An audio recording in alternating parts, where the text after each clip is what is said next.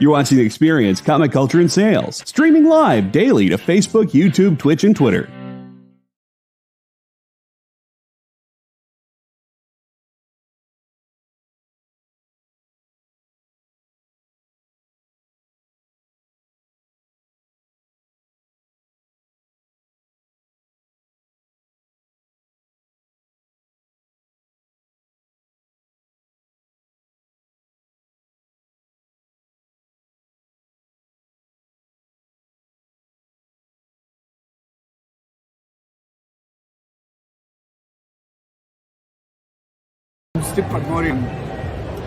I'm drawing 20th Century Man, and you can watch us on Experience. Thank you.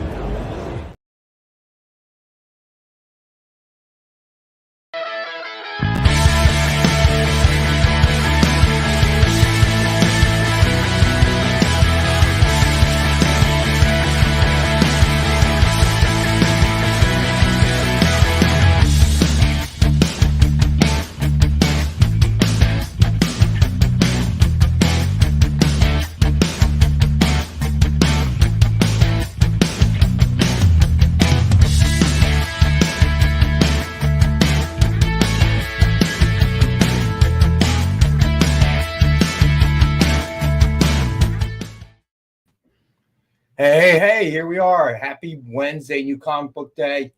Let's see who we got in the house. We got Kenneth Bird in the house. Marcus, what's going on, buddy? Yeah, I'd like to know Kenneth's secret power, too. Actually, I would like to buy Powerball tickets with that guy. Did he win again? Yeah, he won again on Monday. Oh, my God. I'm telling you. I think he and Jay are related because Jay always produces the Monday show. I don't know what's going on, but Kenneth, when you go and buy a Powerball ticket, let me know the numbers, please. Stevie B, CJ, what's going on? OBR, what's going on, guys? And Weird, no John. Well, that's a matter of a personal choice, my friend. You don't have to. We can make up name drops, or we don't even need to name drop. You can just keep drinking. I have no idea, CJ. You got to ask JD. Are you there, buddy? Yes. Entering multiple times does not work. Does not work. One entry per hashtag or per person. I was going to say, I'm pretty sure it's just one entry per. The odds of winning are crazy.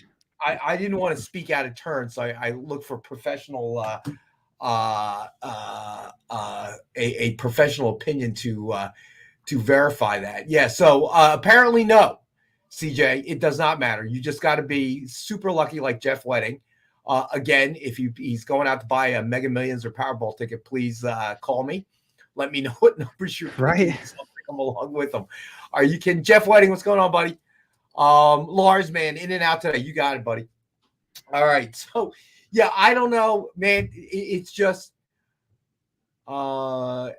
well, I appreciate that, Ed Weird. That's for sure. But seriously, I don't know what he's doing, man. Some sort of secret power. Yeah. So he won again on Monday. So we do have another giveaway tonight. We might as well, you know what? Let's go ahead and flash that, JD. It is Venom number 35, signed in silver by Donnie Cates. And that is going to be our giveaway of the night. Final issue of the series, too. What's that? Final issue of the series. Yep. And we are going to go ahead and make it, I guess, hashtag love EXP, all lowercase, keep it simple. And Weird. Yeah, Kenneth Bird is here, buddy. Come on. Don't be like that, Ed Weird. Give it a shot, buddy. Who knows? It can't be him again today. If it's him again today, I'm just going to walk out of the room. Nothing I can do. Yeah, if he wins again and he doesn't and like do a scratch off or a Powerball of some sort, he's doing a disservice to himself. Yeah, I would agree with that. I would. The totally luck is on his side. John Spilios, what's up, buddy? All lowercase, my man. Case, whether it's lower, there you go. Stevie B, Triple B, what's going on, fellas? All right, so yeah, enter hashtag LoveEXP for a chance to win. All right, so let's get through the best offer books, and we will catch up a little bit with our buddy Alec and see what's going on in his day. All right, so hey Lyle, what's going on, buddy? Hugh, what's going on, bud? All right, I know you're looking at that, Alec, and you're laughing a little bit. Cool, very good, good. I'm glad you're here because Kenneth Bird has just been cleaning the board, dude. I think he's won like 4 or 5 straight times. It's crazy. That is nuts. John's in the house. Hey, Alec, how you doing, man? Nick, what's going on, buddy? John is not in the house. John S. Oh, John Spilios. We got a lot of Johns. Well, you did have that one commercial saying John could be a ghost, so he might be there. We don't know. Well, it's been a whole couple of weeks before you went on vacation. Yeah, really. Literally 2 weeks. 2 full ones. I think it might be. I think today might have been day 14. I'm not sure though. John, this will be on the air on Friday. CJ, how are you, buddy? Hey, everybody, hit that thumbs up if you haven't yet. This is a Bob Layton recreation. You guys want to see how great the Bob Layton recreations are? Lars, man, how are you? Let me go get 2 of these. Maybe he is present. That's funny. Look at what JD Smith wrote on Twitter. JD Smith. Well, if he is here, I hope he brought me a sandwich. I hope he brought me a sandwich. I forgot food. Well, one of his, John, you're gonna have to wait until Friday, my friend. Got shirts. I don't know if Nick's gonna have shirts on Friday. I'll have to ask. He went to grab something. I don't know what he's doing. Just want to show the quality of a Bob Layton recreation. All right. John Diaz bought this. Yes, Marcus, we will have shirts. There you go, Marcus. There's your answer. We will also have George Perez trading cards. Sweet. So this is what it looks like. I'm going to show one more thing. John, you might want to wait till Friday to see the price before you claim. Drop me an email, John.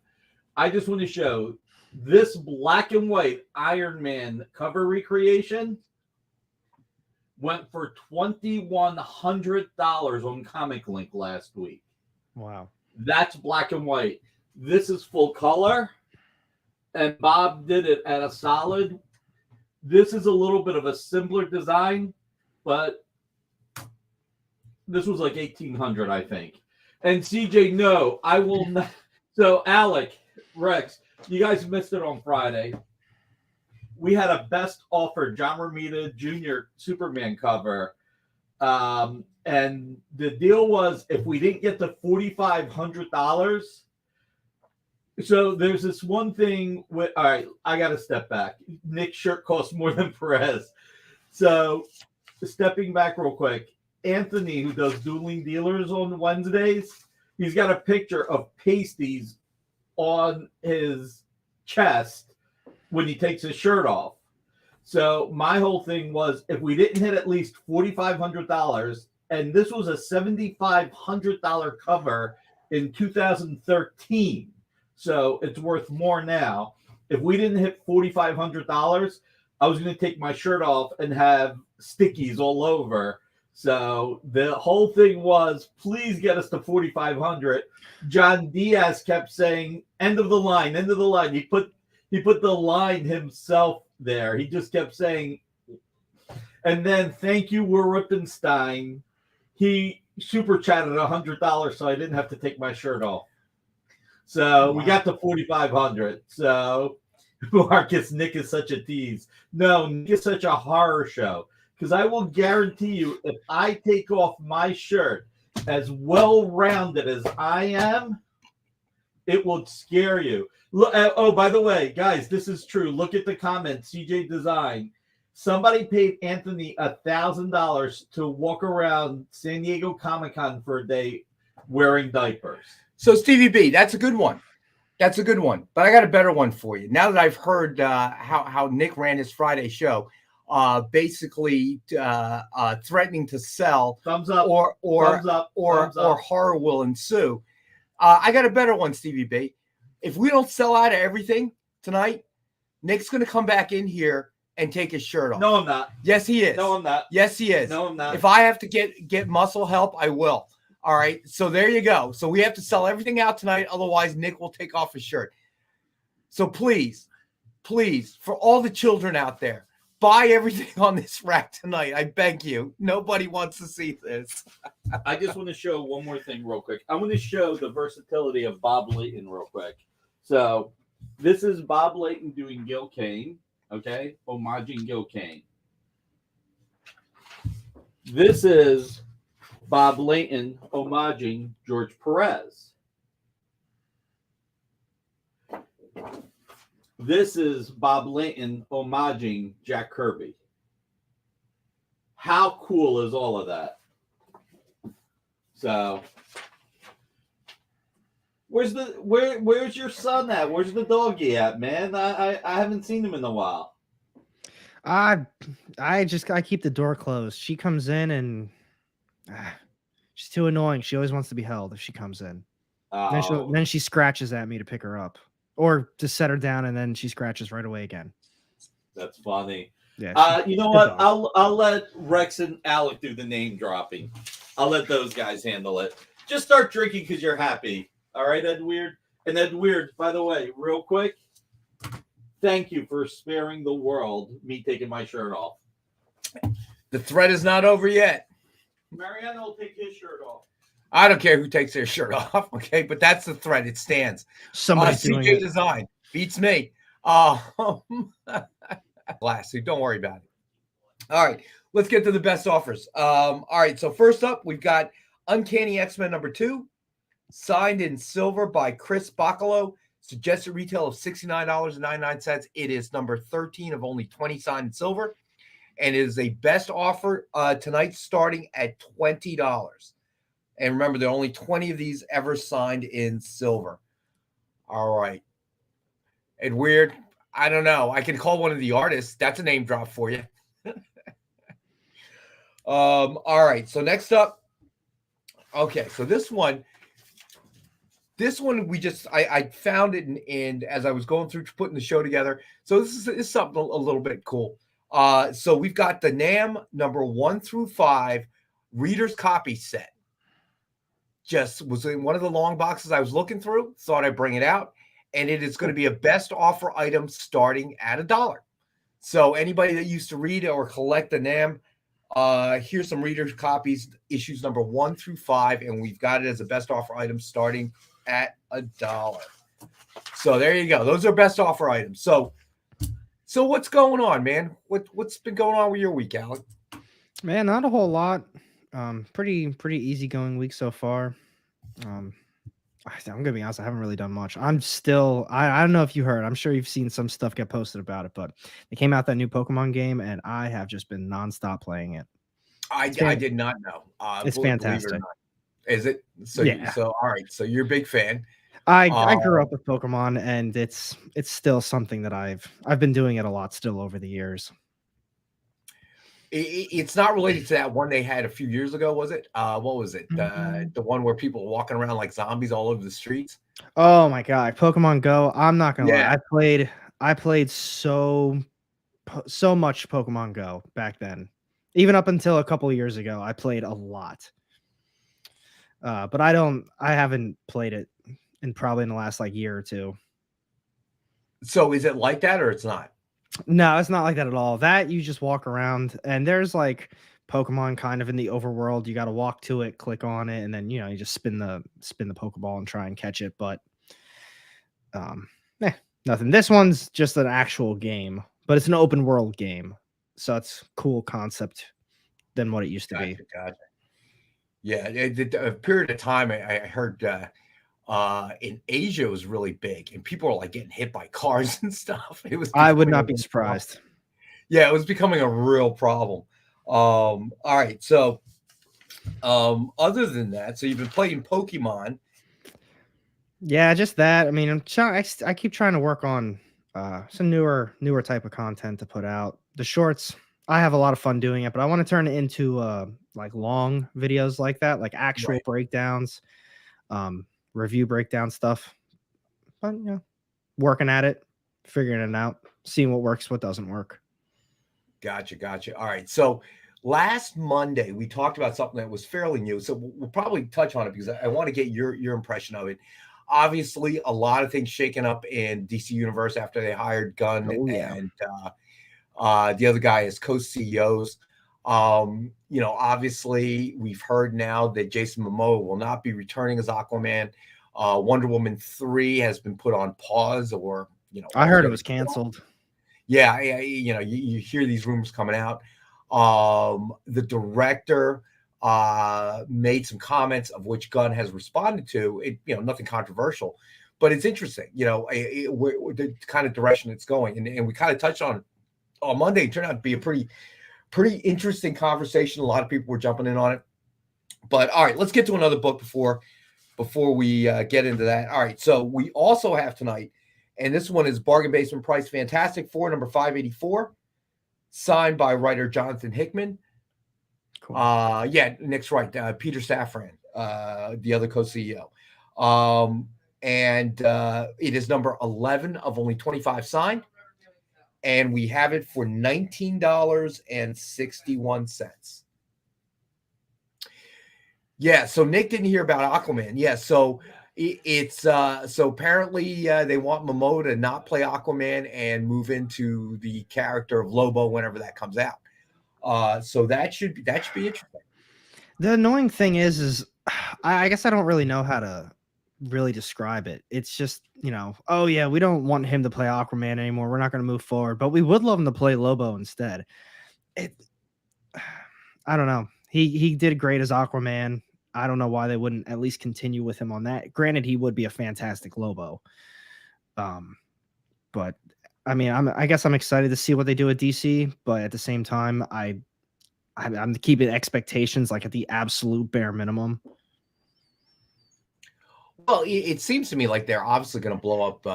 They're trying to move completely away from Zack Snyder, and his version of the DC universe. So we'll see where that leads. I mean, I don't really know. I mean, I like James Gunn. I like his work, obviously, Peacemaker, Guardians of the Galaxy, all that stuff. So I'm willing to give him the benefit of the doubt. And it's clear that they have to do something, and this is something we touched on. But yeah, hope for the best, expect the worst. So yeah, I would probably agree with CJ right there. But the problem is him taking over. Is this like a brand new, like refresh reboot at DC once again? Is that what the game plan is? I mean, at least that's what it kind of sounds like. Oh yeah, we're not doing Wonder Woman. We're not going to do Aquaman. Whatever else they're probably going to cancel. So it's like, is the game plan to have a clean slate once again, though? I mean, DC fans, I'm sure that's probably bumming them out. To be honest, I don't think they ever had a clean slate. They never really did a true reboot. What they did was they kept trying to patch it up, if you know what I mean. Yeah, right? I guess you're right about that. Yeah, so when Justice League came out, people hated it, people bashed it, bring back Zack Snyder, his version of it. So they made like 2-3 versions of it. Yeah. Okay. So you didn't really reboot anything. You just tried to, patch it up. You made 2 Suicide Squads. All right. It's so there, and then you had the Batman movie and you had the Joker movie, which kind of went nothing to do with the universe itself. So in a sense, they never really rebooted. So maybe this is that hard reboot. But again, I think JD put it best. It's hard to tell what the sources are saying, what management's saying. Gunn hasn't said a lot. So it's the same quote unquote management team since the merger that's going out there and just saying stuff. And we want to be like DC, or we want to be like MCU. We want to have our own Kevin Feige. So now you kind of have them in place. Yeah. And to me, it's like, all these sources, you gotta shut that down. Let Gunn do whatever he's going to do. I'm not happy about the Aquaman thing. I thought Momoa made a good Aquaman. I like the movies. Wonder Woman, even Wonder Woman 84, I enjoyed it. It wasn't the greatest, but I enjoyed watching it. I think Gal Gadot makes a great Wonder Woman. So, I'm not thrilled about those developments if they turn out to be true. But I also like, James Gunn and what he's done, what he was able to do with not your core characters and turn them into something like Peacemaker. I absolutely loved. So I'm willing to give the guy the benefit of the doubt. Okay, this has to happen. You do have to do a hard reboot. Not everybody's going to agree with everything you want to do, but at least you're moving kind of forward. You know what I mean? Yeah, and It's tough. It's a tough situation with DC because they kept having basically to retry, recast, like, another Batman, stuff like that. And I think people they truly did get spoiled by Marvel. Because granted, in the beginning, it's like, you got 3 Iron Man movies. Now you got Thor, you got Captain America, but it eventually led to something else. So the fans of those movies, like, yeah, maybe, you didn't watch Thor because you liked Iron Man more than the other ones or something like that. Right. But now all of a sudden they're starting to tie in because they throw these end credit scenes. Now, I don't recall if DC does the end credits like Marvel did, but people got so used to Marvel just making an end credit, making it be something bigger and better. It led to the Avengers. And people that were fans of DC and stuff, they're not doing that at all. And then once you finally get used to it and you're like, you know what? All right, well, they did the Justice League. Granted, they probably shouldn't have done that. They should have made some origin stories for the other characters. Right. Now, all of a sudden, it's like these characters that they made the stories for, it didn't matter because now they're not coming back anyway and they're redoing it or they're going to start fresh. Right. So it's kind of a turnoff to a lot of fans. And someone like myself, who's not that big into DC to begin with, it's a turnoff to me because I'm not really interested in getting started on it. Like, all right, everyone says you need to see Black Adam. Realistically, why? They already confirmed. I think they just confirmed they're not going to be doing another one, No, I kind of agree with you. I mean, I think that the magic of MCU was you felt like that there was a plan. You felt like there was a direction, and it was all culminating into, which obviously turned out to be Endgame, but it just felt like each movie had its own purpose in the story. It wasn't always done well. I mean, I'm sure people have criticisms. The problem I think DC's been facing is that it's all over the place, and it's been that way. And every time they say we're gonna stop doing this, we're gonna do this, and it doesn't happen, and that's kind of a problem. That's where, and it feels like we're going through that again. And that I think is the biggest concern. Is they need to give people some sort of idea. Okay, this direction we're moving in, and this is the way it's going to be moving forward. And it'll be a little bit easier for us to swallow those things that kind of happen that we didn't want to happen. Okay, even if they're true, we're not really sure they're true. They're reliable sources, but who? We don't really know. And obviously the executives, we're getting a little bit from James Gunn's camp, but I kind of again, I'm going to give him kind of a little bit of leeway here because, I mean, he just took the job, right? Yeah. You got to give him some time, get used to stuff. But like, that's the whole thing. Like what you were just saying, it built to something else. And same with, I think it's JD tonight. It says, always sets up the next issue. It sets up basically a next movie or at least a little bit of direction. And that's what at least got me hooked because I don't watch a lot of TV and I don't watch a ton of different movies. It takes me a long time to get caught up on stuff that's been out for literally a year at this point. I still haven't seen Peacemaker. But with these Marvel movies, at least it's like, all right, so this is like maybe an origin story for this character, and this character fits into the grand scheme that they have slated for 2024, 2025. Like you are setting everything up for this big event, this big crazy thing. And with DC, it's like, come check out this movie. I don't really want to check out that movie. You know what I mean? Maybe if you're setting up some big event, like just for the sake of the argument, like the Batman Who Laughs, maybe they started doing all of that the Dark Knight's death metal and all that stuff. I'd be like, all right, I actually read that. I really liked it. Or Deceased. They did an entire movie event or TV show event with Deceased. I'd be more interested in that because it will lead to the other thing then. And I don't know. That's just my take on it. No, and I hear you. I do. I mean, it's been interesting. We do have Lars, man. We do have 2 mystery packs, but I'm gonna be honest with you. They are not Spider-Man mystery packs. One is, I can reveal this much. One is DC and one is Marvel. All right. So the mystery pack number 1 is going to be DC, and mystery pack number 2 will be Marvel. All right. So you know what? Since Lars Man's asked about it, let's go ahead and do one. Sweet. All right. So let's do mystery mega pack number 1. So it's going to include a variant. It's a signed comic and then a CGC graded 9.8. This is DC oriented. Okay. Suggested retail of $172.97. And it is a mystery pack we are doing for $75. All right. Hey, Creative Key. Easy Go Lucky. What's going on, guys? Hey, I think Ed Weird put it best though. He said, "I think DC panicked a bit over Marvel's put it up for his success. They did it, all that stuff without a blueprint, and the outcome was terrible." I think that's the best take, is they need to quit worrying about what Marvel's doing and create their own just pathway. I tell even people who reach out to me that are like, "Hey, you make comic book content. I really like your stuff. What's some like advice? What is something that you would tell someone new that's trying to do this?" I tell everybody the same thing. Don't worry about somebody else. Make exactly what you like. You have to enjoy what you do. But if you compare yourself to others, it's never going to go well, because imagine comparing to somebody who's been doing that for years. They've got experience under their belt. They know how to edit. They know how to do this. And you say you don't know how to do a single thing. And you just get so discouraged because you keep comparing yourself to someone else. And that is just right.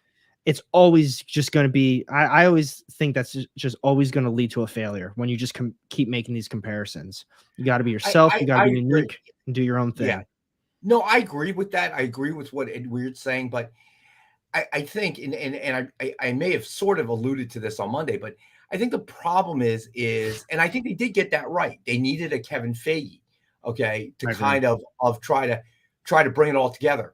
And they didn't. And for the longest time, they didn't. And you had all of these various executives and filmmakers. I mean, just there were so many cooks in that kitchen. Yep, that's it. And then I don't know what the power dynamic is, within their organization, but you could see a shift. Like one idea would take off, and then the other idea would take off. Now, clearly, you had the Justice League, and then obviously the fans more or less retaliated against it. And then you bring back the Zack Snyder version of it. And then somebody went a little too far and said, "Hey, let's make it black and white and 5 hours long," and came out with that version of it. And then Suicide Squad, we brought this up Monday. It makes no sense to me at all. It wasn't a good movie, the first one. A lot of different things were wrong with it. You can call casting, whatever, move on. Well, go back and make it with a new cast and put a talking shark in it. I mean, I liked the movie, the second one, but what was this going to solve? I was going to say, that's the whole point. But why? Granted, like you said, it was better than the first one, but why? Why did you do this? Why did you change everything? And then call it number 2? I don't know. But like you even said, with the first one, even where you had Jared Leto as the Joker, I heard he had like an enormous part in that movie, and they basically cut everything out from him. Was he that bad, or did they just decide to change the plot line a little bit? And then all of a sudden, Jared Leto's scenes, while they were good, I thought, in the grand scheme of it, they didn't make any sense. They didn't really make that much sense at all, because they cut pretty much everything out. Well, you touch on a very interesting topic there. So you know what? We got to go to our first break. So we're going to go ahead and take our first break. Got lots of books to get to tonight. But you just touched on a really interesting topic, Alex. So we'll get to that when we get back. The hippo Lars fan. All right. So stay with us. We'll be back in a couple minutes.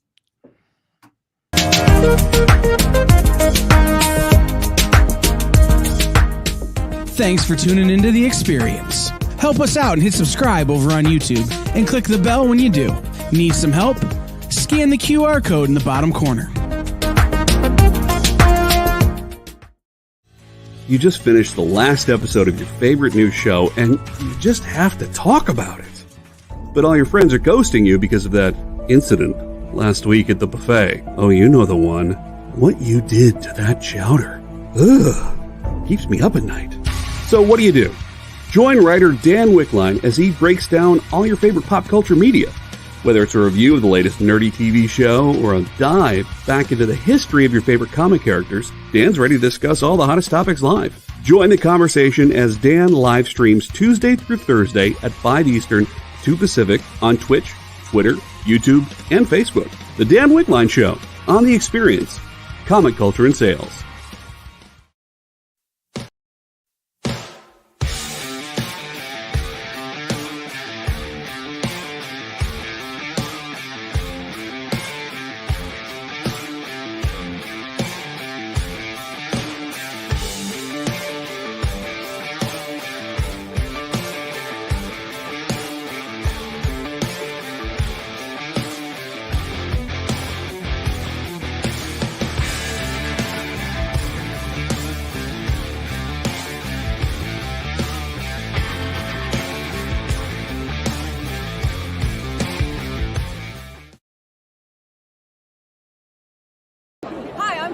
I am artist and writer of Plume, and right now I am working on the House of Lothar. It is a rehabilitation center for cryptids, so check it out. It's on Webtoons. And you are watching me on The Experience.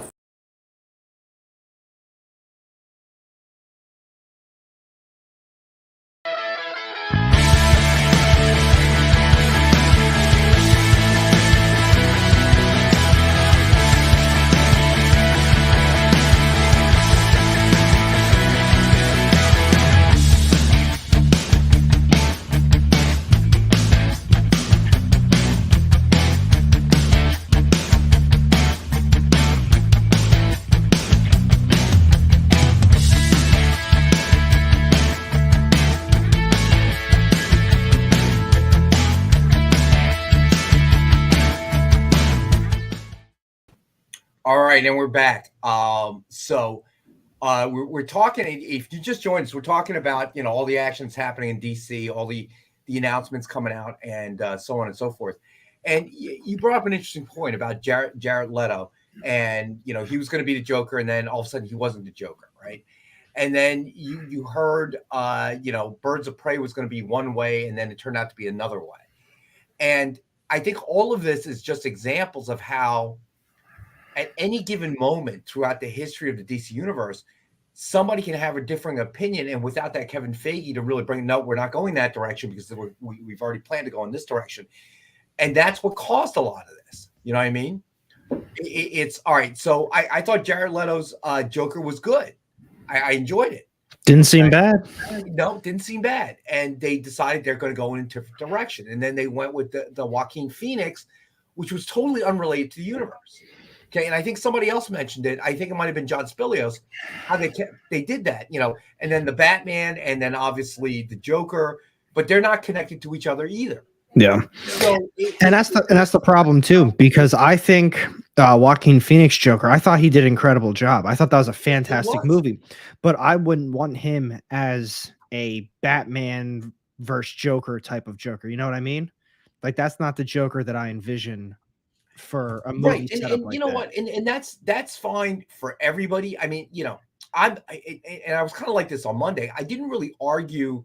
We got into it as to what would be the Iron Man movie for the DC universe to reboot the whole thing, right? And there's a lot of different opinions, whatever. I'm not really looking at that, in the sense that I'm not really saying they should go this way or they should go that way. I'm saying that the problem has been, they've been going that way and this way and this way and this way with no cohesive plan. And that's been a real big problem for them, is people are getting lost.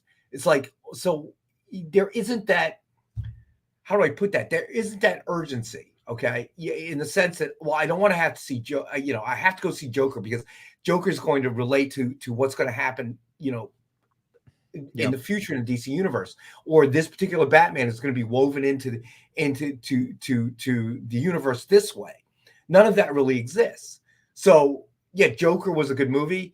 If they do two, I may or may not watch it, but clearly the urgency of watching it because it relates to a future, a movie that relates to the universe as a whole doesn't exist.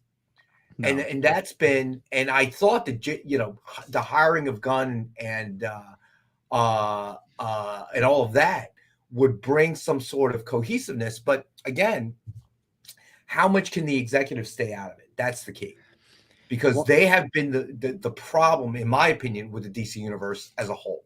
Without a Kevin Feige, you got executives, you've got pulling and pushing against maybe the filmmakers, directors, whatever the case may be, and then it seems like somebody new comes into power, and all of a sudden they switch gears again, and that really is what they've got to fix. How to do it. There could be a number of different ways they could do it, but that to me is the core of the problem. I think sadly what they really have to do, and I'm sure they really don't want to do this at this point, is actually do like a complete reboot of everything. They need to do some sort of panel like Marvel does for all of the whatever that is, like at Comic Cons, where they showcase, oh, this is going to be 2023. This is going to be 2024. This is going to end phase 1 or phase 2 for them with this big event. DC has events. DC's got a lot of characters. They got a lot of stuff that they can do. but they can't keep all examples. Say they like Ben Affleck as Batman. They can't keep those Batman movies because now all of a sudden you got Superman in here, and I'm pretty sure they already said Henry Cavill's not coming back. You can't do the Justice League because Wonder Woman doesn't exist now. Aquaman doesn't exist now, so you can't keep that. So at that rate, why keep Ben Affleck or whoever took over as Batman? So are you really going to do another like origin story of Batman? You're probably not, but can you really start a new thing with Batman like in some major event? You know what I mean? Well, there you go, and there you have it. So It's part of tough. the problem is again, and I love The Rock, I love Dwayne Johnson, okay, but now he's talking, in reference to Black Adam and how he wanted to, how he felt Henry Cavill had to be Superman and so on and so forth. So he's thrown his 2 cents in there. And as much as I love Dwayne Johnson, that's been DC's problem, okay, the whole time. Is that now you've got yet another outlook like, well, Cavill's got to be Superman. I said that, he's in Black Adam, blah, blah, blah, blah, yada, yada, yada. Now, by any measure, Black Adam is not being viewed as a success. Could you imagine the mess if it were? Okay. And JD Zaslav is very much in charge. Yes. And I'm sure that he does. No, any corporation, that's what they're looking at. But the problem with Zaslav is he wants to be in the limelight as well, making all these announcements, all these press conferences, like, we're not going to have 8 different Batmans. You just hired Gunn to take care of this stuff. Why are you saying that? Have you had a conversation with Gunn? And if he's laid out his plan, let's hear it. Because that's the one thing you guys haven't done is you haven't laid out a plan. We realize you didn't have one. Anybody can watch these movies and say, you don't have a plan.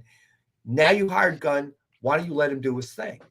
And that comment came out after the announcement that they hired Gunn, and that to me is where their problem is. Okay, I actually forgot that. I don't know his name off the top of my head. The guy from Twilight just did Batman. I actually forgot about that. I didn't see the movie yet, and I don't know how it did. But that to me is realistically, I mean, if we're going forward with DC, how the new DC should start, because you got a fresh Batman, a movie that a lot of people deem as a success. So build off of that. You've got a Batman established. Continue on. Maybe you do want Gal Gadot to return as Wonder Woman. Make a fresh movie of Wonder Woman, but just include her in it. You've got it all established. But like I said, I don't know how that movie was. I've heard very positive things. I've also heard very negative. I don't really hear a lot of middle comments on the movie. But realistically, that's your best bet, because at that rate, if you start fresh with Batman again, that is yet again another Batman movie with another Batman actor. Well, I think I will tell you, I watched the Batman movie. I enjoyed it. There were some complaints about the muscly car, Batmobile and that kind of thing. Little things. I thought it was a good movie, but again, you're telling the same story again and again. And if you have to go back and make another Batman movie and another, got to do it again. Story, it's like, how many times can you tell this? We've now seen the movie that story told how many times, really? You have the Keaton one, right? And then you had I can't remember his name. I was gonna say, I think I started with Keaton, so I don't know before that. No, not before that. After Dark Knight. Bale. Yeah, Christian Bale. Okay, and then you had Ben Affleck, and then you had the Robert Pattinson. How many more times are you going to remake that same story? It's got to be at least one more they're keeping with Pattinson. And the danger there, and this is something I brought up on Monday, because they were talking, well, the Iron Man movie has to be Superman. I said, that's a mistake, because you've already told that story. How many Supermans have we had now? That's the other problem. You've got your Superman. Everyone loves him as Superman. Everybody wants him back as Superman. And unless if it's him coming out, like, I do not want to do Superman ever again, well, then that's the answer. But why would you not want him back? Lars Man, bang. That's exactly right. Super smart of Marvel not to retell the Spider-Man origin story with the latest reboot. Yeah. Bang. That's exactly right. Everybody knows it. I actually thought about this. For New Comic Book Day, I did read the Batman Spawn book. I'm not reading any Batman books. I'm not reading Spawn. I think I've read less than 10 Spawn books my entire life. But they referenced that his parents dying in that alleyway again. That right there is why I almost never want to read Batman, because every time I pick up a brand new Batman book, because everyone says, oh, it's a new series, a new arc, new volume, give it a shot. It's the same thing. Oh, that fateful night in that dark alley. Oh my God. How many times do you have to hit on this? Everybody knows. Everybody knows. Even I know, and I don't like Batman. I just don't. Where Rubenstein says he wants another Superman, I can't necessarily disagree. Jeff Whiting, that's a good one. Terrence Howard should be the next Batman and immediately replaced by Don Cheadle. That is the only time in the Marvel. I was actually going to bring that up earlier, that the MCU replaced somebody. They didn't even mention it, or I think they made some small comments like, "Oh, I thought you looked different." You know what I mean? Something stupid like that. But just, you don't need to just restart everything because you need to change. I mean, granted, he wasn't a major player at that time. He was still considered a big character because, you know, War Machine. But just roll with it, go with it, and follow through for once. And DC just is not following through with anything, it seems. Well, because the staff changes and then direction changes. But there is another comment. But let me get to a couple more books here. I know Ron's out there. So all right, let's get to one of the first sketch covers. This one I actually requested because I thought it was so cool. Batman Superman number 30 with Batman cover sketch by Joe Del Beato and Mariano Nicieza. I took one look at that and I said, "Oh yeah, we got to do that one." It's just a retail of $149.99. We have the one available for $89.99. Marcus referenced the Hulk. I actually forgot about that too. That's true. You're right, Marcus. And look what it's done to it. You know, so far the Hulk has not had a successful standalone movie. And yeah, maybe Hulk, why they've been so apprehensive to make another one. Yeah, Hulk is like that one character that people are begging for like its own standalone movie or just a bigger part in everything. And maybe that's why Marvel's like, because we don't want to redo the same thing again that we've done twice now. We don't want to do it a third time.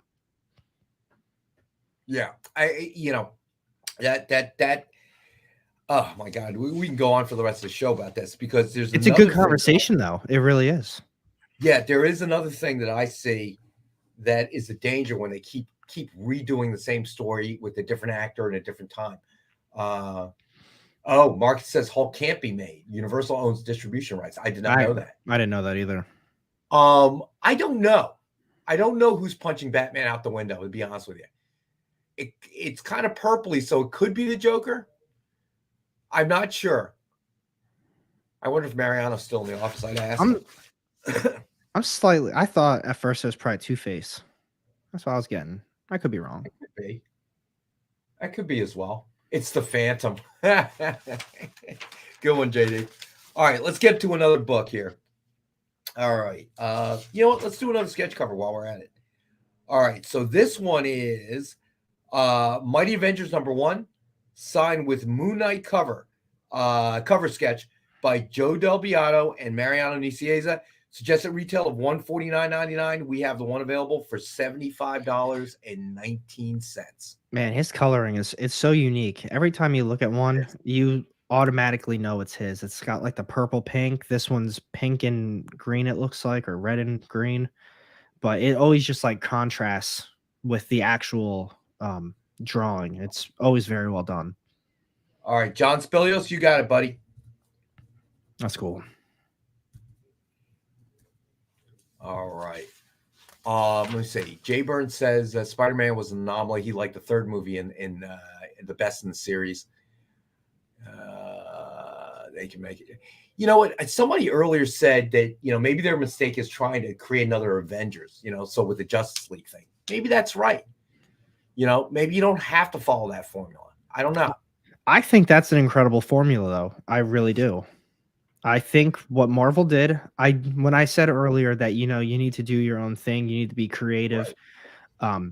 I do think that blueprint is what DC should follow, though. They need to do it in their own way, obviously. But to have all of these characters have an origin story, build it up, and then come together for the Justice League, it's too stupid to not do that. it's the obvious route, and I feel like they're the only ones that aren't seeing it properly because, like So someone said earlier, they just want to see dollar signs. yeah. They got a little scared that the Avengers were killing it and Endgame was doing great, so they rushed their own version of it. So Preston, you know what? I would like to see Justice Society as well, and maybe that's direction you move in. I don't know.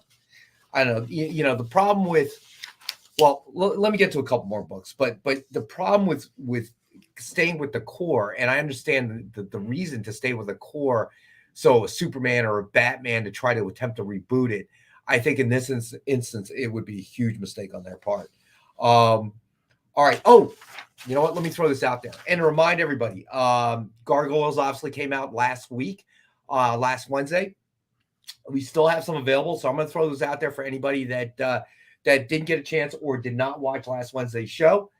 We have Gargoyles, the 9-book set. All right, so it is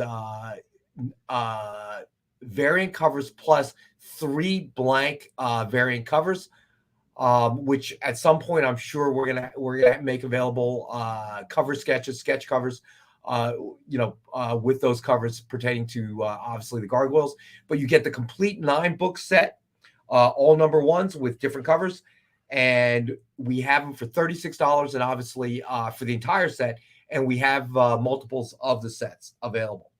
All right, so that is still available, and then we also have Gargoyles Virgin cover by David Nakayama, the red cover. And we have multiples available for $25. Give JD a second there.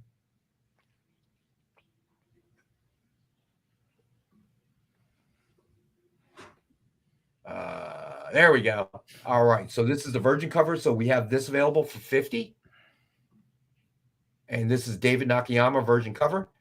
And then we have Gargoyles #1 Virgin cover by Amanda Connor, and that's the black version.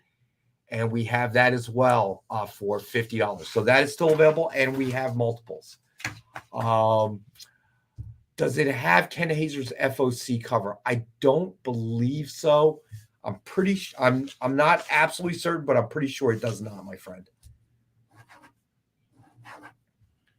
All right, so that is still available. All right, and then, oh, this one's at a bargain basement price. Paper Girls #1, signed by Cliff Chang. Suggested retail of $39.99, and we have one available introductory price of $19.88. I really liked Paper Girls, the series. I think they did a great job on it. I'll tell you what, I thought the show was terrible, though. I really did. I couldn't get through it. Watched it. Really? It was that bad? It was really disappointing because like I said, I think the series is really good. It was very colorful. The stories were great. The characters were great. I got you, Lars, man. I will say, I think the girls who played all these characters did a great job, but I think the show was really poorly done. And it took years for that show to come out. And it just, not good. Would you say it was a script or? I guess I don't really know what I would put it as. I just feel like they skipped over things and they really rushed some scenes that to me felt like it played a way bigger part in the series itself. And they kind of, I think from what I remember is they kind of focused more on them being out of time, like out of the 70s or wherever time period they came from. And they were kind of dealing with that and trying to cope with their older selves a lot more than the series did. In the series, they kind of brushed on that, like, oh my God, you're me from the future. Well, let's go save the world. But in the show, it was more, oh, I don't know how to handle this. This is crazy and this is sad and upsetting. And I don't know. I wanted more of them saving the world and traveling through time, fighting bad people. I just didn't think we got that. All right. So Ed Weird says he actually liked the show. And Jeff Wedding says he saw the show before reading the series, so he enjoyed both. Problem would have been let down had I done it in reverse. So there's something there. I can agree with that. I think if I watched the show and then read the book, I would be like, oh man, that show wasn't that good. But I mean, I did the first. There was just too much non-story happening in this show, I felt. Just my opinion. Gotcha. Well, now I won't watch it. I can mark that one off the list. All right. All right. We tried this, I think, last week. And I think we did it on Monday as well. And it's worked pretty good. So I've gone to the damage box and brought out some more damage books. All right. So we have Uncanny X-Men number 501, signed by Greg Land and Matt Fraction. It is Nice. damaged. As you can see, Matt Fraction's signature is smudged. Okay. So so we've got it for dual signature. I would say probably at one point it retailed for $49.99, $59.99, something like that. All right. So because it's damaged, obviously it's a reader copy now because of smudged signature. So we've got it for $5.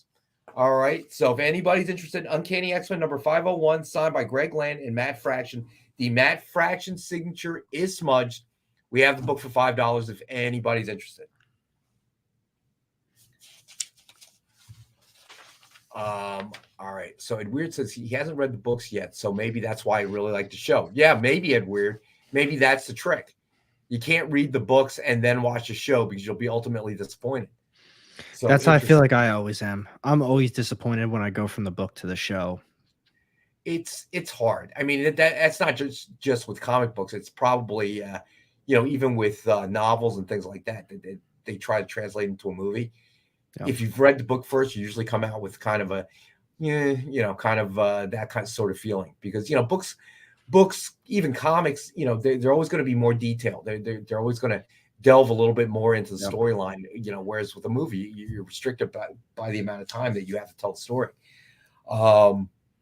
So I kind of sort of see that. All right. And then looks like every Fraction signature ever and where Rubenstein. And you're getting it for $5. So there you go. What a bargain. All right. And I'm going to throw a Dynamite book up there as well. We have got Draculina number 3, FOC incentive cover, black and white 1:7 ratio by Colette Turner. And we have the one available tonight for $10. All right. Let's see. Largeman says worst read to show letdown for me in the last several years has been Wheel of Time. Marcus smudged with spam jelly. Spam jelly. Good stuff. Do they make that for real? I hope not. All right. Let me see. Let me get to a couple more books, and then it's going to be time for the rec cap. All right. You know what? Let's do the second mystery. Draculina is not damaged and weird. It was the damaged book. The Draculina is fine. It's just bargain basement price of 10, buddy. Let me see. The Uncanny X-Men number 501 was the damaged one. It's weird. So Draculina was just one of the best prices we've ever had on that item. All right, so let's see. Here's another bargain basement price. Nick's number 1, Christo Gage signed Atlas edition.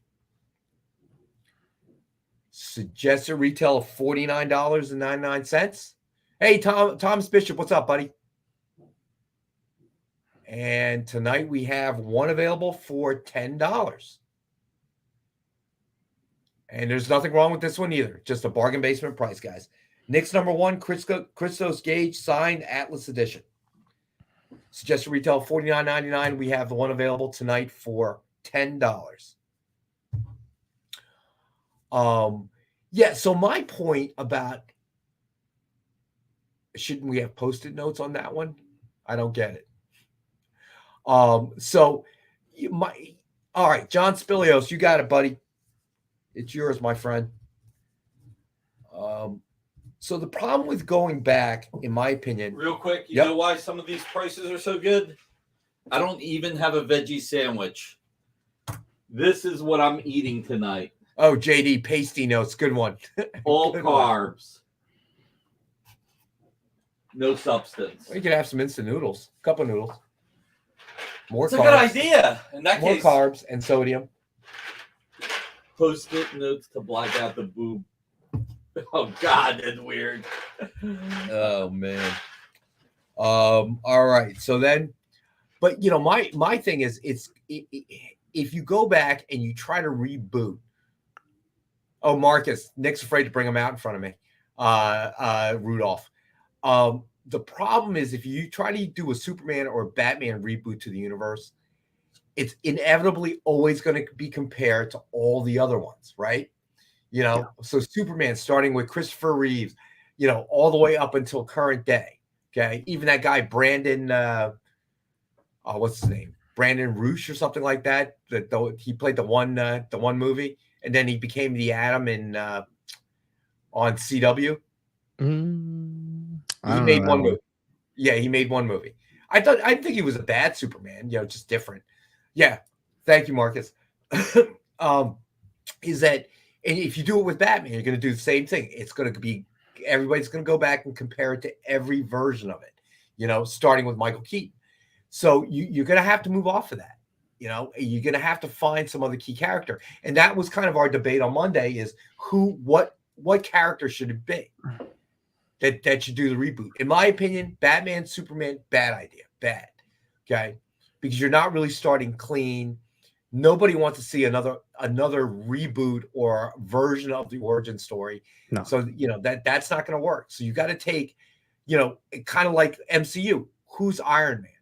Who's there going to be their Iron Man to be able to pull this off? So that's when it kind of went off the rails and everybody had their own opinion. And Robbie and I were disagreeing, and you know, it was a fun show. And the other thing to think about is imagine, you know, because I know you made the comparison, like who's going to be their Iron Man. Now, imagine being a big, like huge Batman or a big Iron Man fan, and they came out with Robert Downey Jr. and all of a sudden they were like, you know, we're going to move on from him. A couple of years later, we're going to come up with another Iron Man. And maybe you actually really like that one as well. And whoever it is does a fantastic job. Right. One movie in, they're like, we're not going to continue on. We're going to do another one. And it's like, come on with this. Like, why? Why do you keep redoing this? Like, what is the purpose of this? And I mean, the only thing I could think of in comparison is Spider-Man. They had Tobey Maguire. They've got, was it Andrew Garfield? Mm-hmm. And now we've got Tom. Man, I'm terrible at names. Tom Holland as well. But the cool thing is at least with Marvel, and they could do the exact same thing with DC if they really wanted to, a multiverse, all these different universes. And what they do, they did exactly what all the fans wanted, brought them together, and it was fantastic. But that's the only thing that I could think as a comparison where they just were changing actors throughout the years. All right, so we got to go to our next break, but this has been, you know, this topic has now lasted 2 shows because it's really that interesting. And I think we all kind of want answers. You know, we've been waiting around for them to get their act together, and it looked like they were, and now here we are. So stay with us. We'll be back in a couple minutes.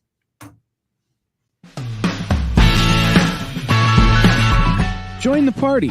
Head over to our link tree to find all the links for everywhere the experience is all the time.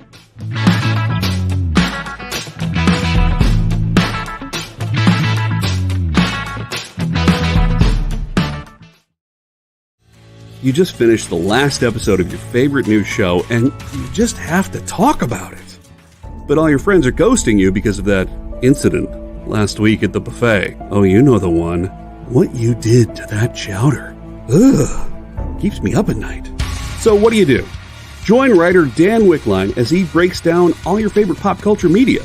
Whether it's a review of the latest nerdy TV show or a dive back into the history of your favorite comic characters, Dan's ready to discuss all the hottest topics live. Join the conversation as Dan live streams Tuesday through Thursday at 5 Eastern, 2 Pacific on Twitch, Twitter, YouTube, and Facebook. The Dan Wickline Show on The Experience, Comic Culture and Sales.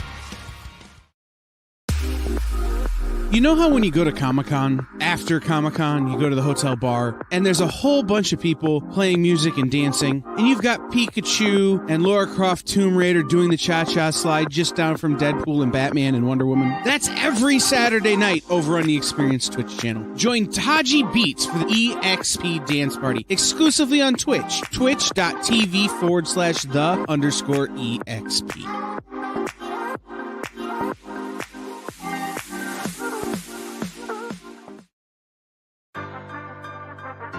Do you remember what it was like when you were a little kid and you got a letter in the mail? Now imagine that letter was filled with information about your favorite shows, pop culture questions, links to things you're going to want to see later, and even sneak peeks at upcoming programming here on The Experience. That's what the EXP mailing list is. Every week, we send you sneak peeks, information, and all of the relevant links for all of the shows you want to see. Sign up now on our website or scan the QR code that's on your screen right now.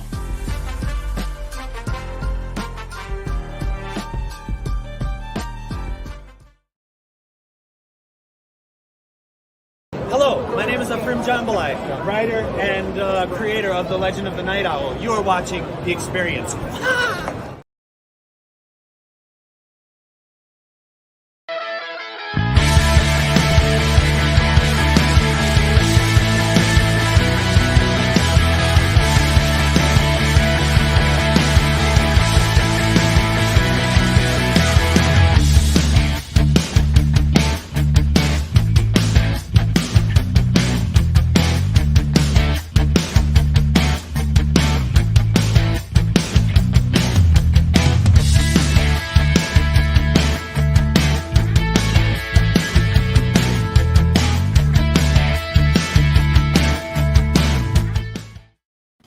All right, and we're back. All right, so John Spilios brought up Dr. Fate, and Preston brought up Spectre.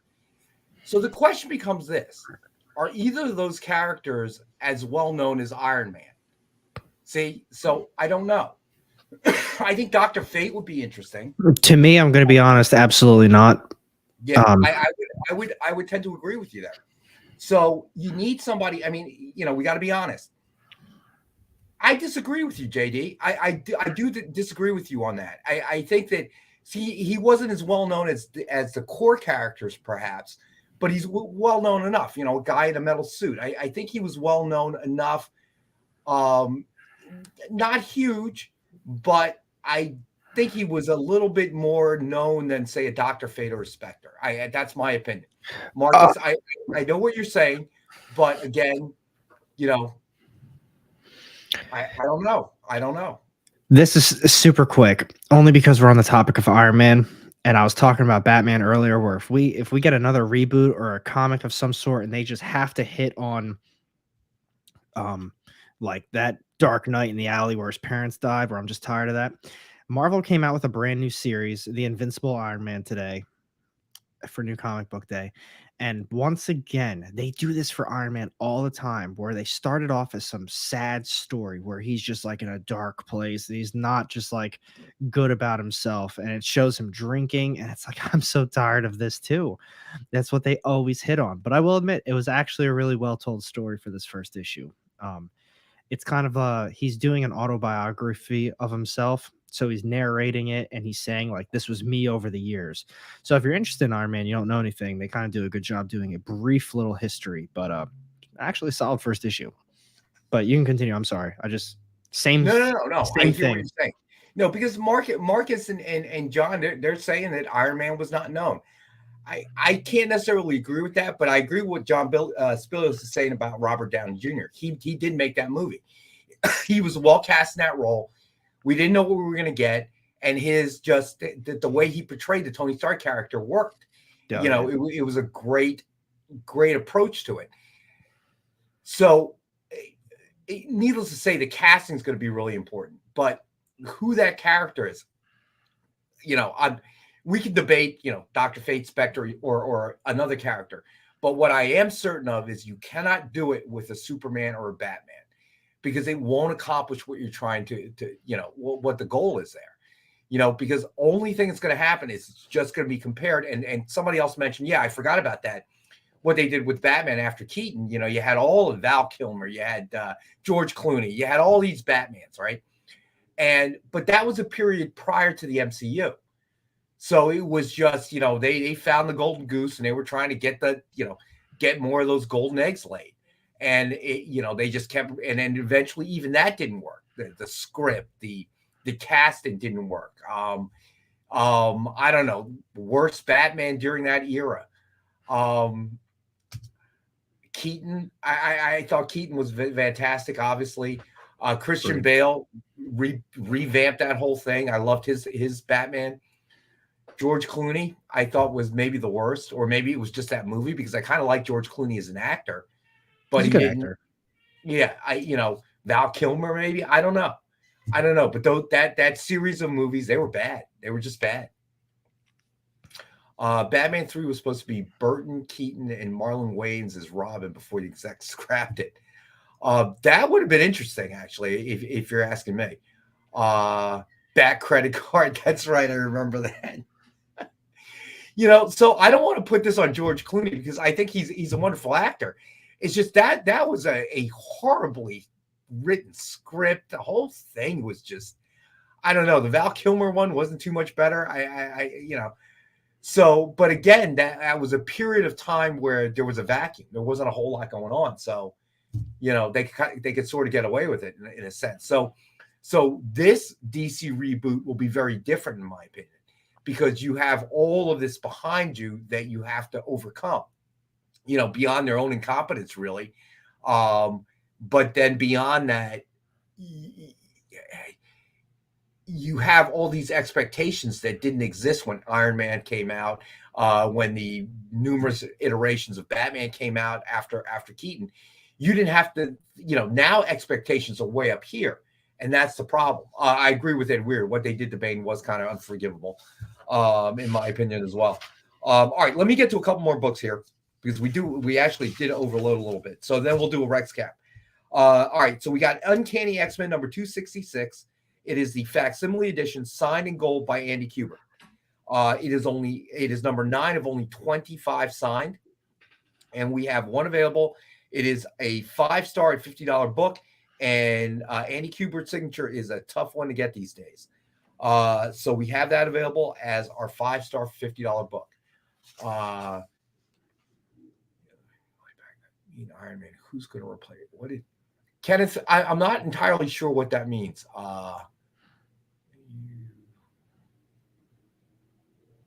Yeah, I think you misspelled a couple words, and they're kind of critical, my friend. JD, yeah. Which time? You're right. All right, so let's do a Rex cap.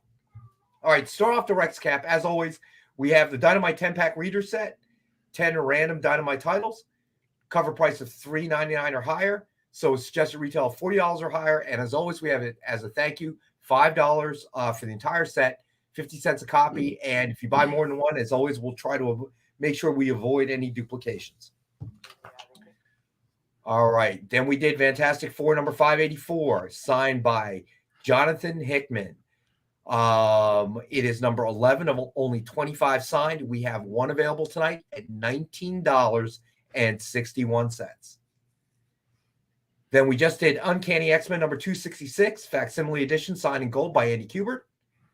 Suggested retail of $89.99, and we have it as one of our 5-star at $50 books.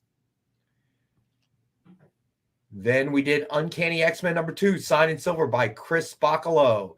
Suggested retail of $69.99. It is a best offer book.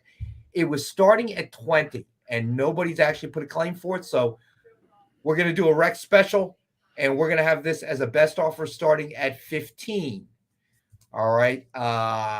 Love that cover. Beautiful signature. All right. So the Uncanny X-Men number 2, signed by Chris Bacalo in silver, is now a best offer starting at $15. All right. And then we did Uncanny X-Men number 501, signed by Greg Land and Matt Fraction. It is damaged. The Matt Fraction signature is smudged. So we have it as a $5 book, one of our damaged books of the night. And then we had Batman Superman number 30, signed with Batman cover sketch by Joe Del Beato and Mariano Nicieza.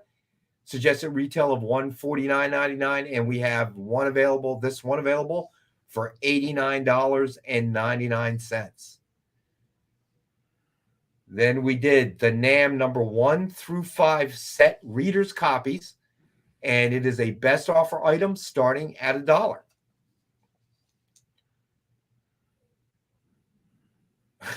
Marcus, nobody wants that, so buy all the books, people. All right.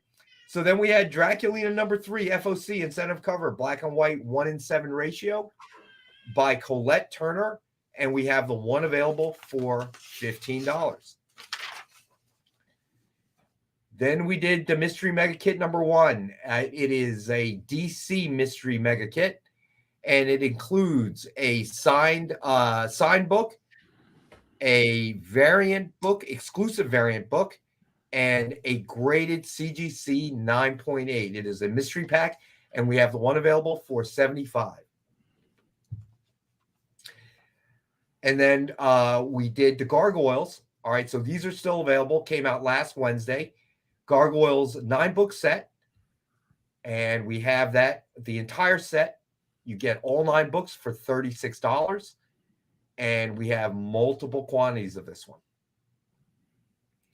So you will get all 9 variant covers, including the 3 blacks, and all 9 for $36. Then we did Gargoyles #1 Virgin cover by David Nakayama, the red one. And we have this one available for $50.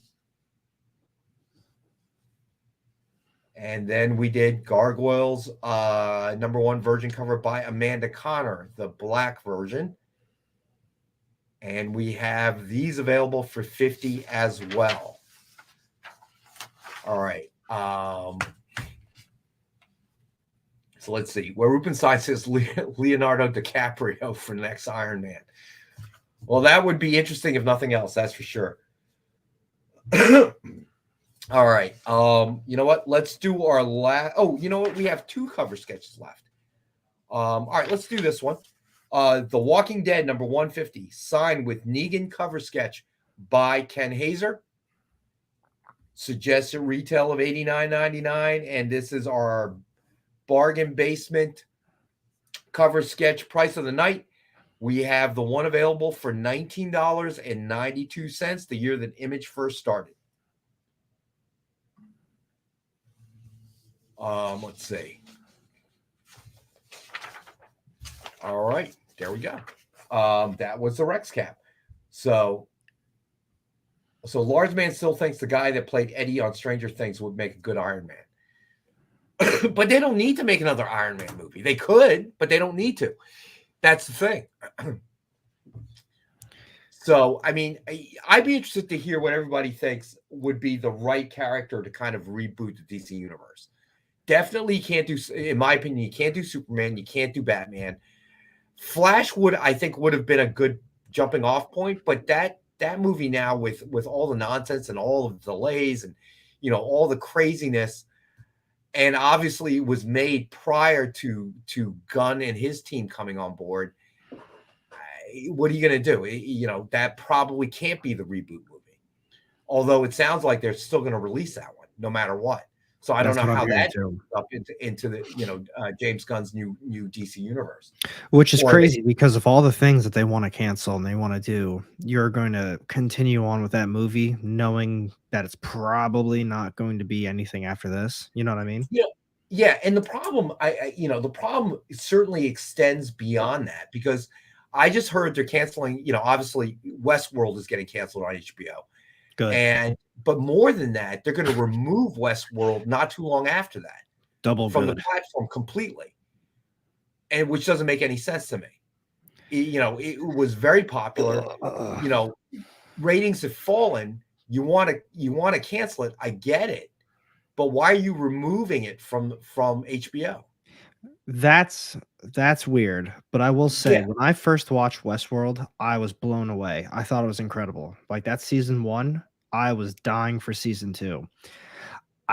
From what I remember, I don't think I liked season 2 as much, but it was still good. Season 3 was awful. Nothing about season 3 I enjoyed, and I heard they came out with a new season, and I didn't even want to attempt it. So it's weird. Martian Manhunter. Now that's interesting. Because it's a character that's been introduced. I don't know. Now, have you watched Westworld? I have, yes. Not the entire thing, but I think I watched like the first couple of seasons, whatever. You could end it there and you'll be good to go. They when they brought in Jesse from Breaking Bad, Aaron Jesse Pinkman, I don't remember or Aaron Paul I think that's his real name. He I was really excited. It was like totally different, completely different everything compared to the first 2 seasons, and it just not good. And I can only imagine they continued on with that. Right. All right. So no, I get what you're saying. All right. So all right, let's go through here. All right. So we got next book up. All right. So this is the second Damage book of the night. Civil War #2, signed by Steve McNiven. And it has the signature is slightly smudged. You can't really see it. And then there is a ding in the bottom left-hand corner. All right. So this one we are also selling for $5. All right. So we had some interest in Damage books. If we don't, that's okay tonight. But I thought I'd try it again. If anybody's looking for a bargain at $5, signed book. Obviously now because of the smudges, a reader's copy. So there they are. All right. Let's do the Civil War top selling book of 2006. Yep. What was I going to say? Somebody said they already have the name. But yeah, Ken Goldenart, or not Ken Goldenart, Michael Goldenart. Surprised he's sitting there. Somebody's going to get away with a bargain on that one. That is for sure. Let me see. All right. So Sheldon, what's going on, buddy? All right. So yeah, no, I realize that the Iron Man comics were not selling before the movie. I get that. You're right. I don't disagree with anything anybody's saying. That is the other thing. Nobody cared about Iron Man before the movie, like at all. Right. Comic book readers, that is like the lowest of low when it comes to comic book readers. They just don't care. But that still doesn't mean he wasn't, known. That is true too. People still knew who Iron Man was.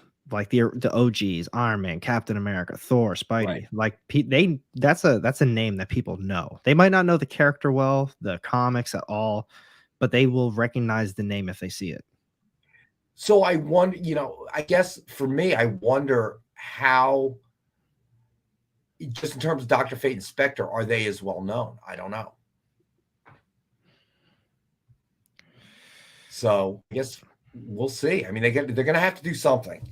The question is, are they off to again on a better foot or not? I don't know. That becomes a challenge for them.